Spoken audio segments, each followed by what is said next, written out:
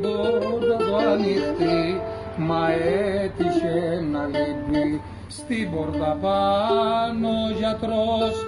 Γράφει σε ένα χαρτάκι, λείπω σε μια και θα έρθω σε λιγάκι. Και κι από το περίμενα να σου μοιάζω το χείρα, μέχρι 40 πήρε το, μη βιάζεσαι, πήγαινε με τη φωνή. Είχε κακομοίρα, μου λέει που είναι ο γιατρός, της λέω πως θα αργήσει και μ' άφησε στο πόδι του μέχρι που να γυρίσει.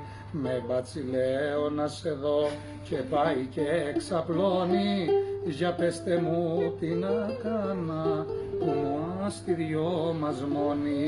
Βάζω την μπλούζα του γιατρού χωρίς ιδέα να έχω, βάζω και τα ακουστικά και αρχίσα να την ψάχνω και ψάχνοντας εδώ και εκεί τον πόνο της το βρήκα, που δεν θα της τον έβρισκε μη δε γιατρός του ήκα.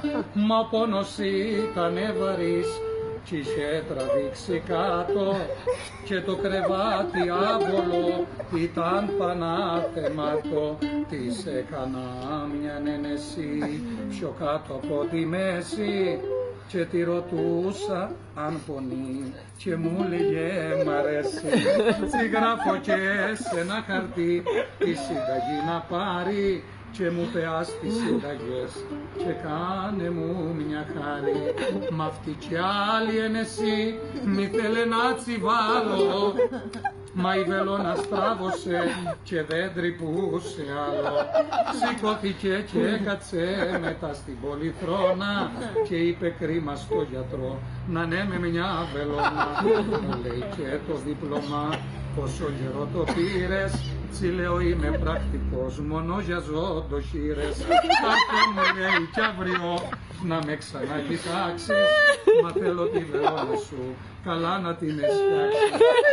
Σε περιμένω αύριο, της λέω δίχως άλλο, και μια βελόνα πιο γερή στη σύριγγα. Βάλε μου λέει μια γερή κι ας είναι πιο μεγάλη, μα φτιάξ' την όμως καλά, να μη στραβώσει πάλι. Την έφτιαξα σιγά σιγά με προσοχή μεγάλη, αχ μα τα ίδια έπαθε πανάθεμα τι πάλι. Γιατρέ μου η βελόνα σου, γιατρέ δεν είναι εντάξει και θέλεις μας παρακαλώ να πας να σου τη φτιάξει. Τώρα δίνουμε δεσιμπέλ και λέει, της λέω είναι αυτόματη, τεχνίτη δεν σηκώνει, μονάχη της τραβώνεται, μονάχη της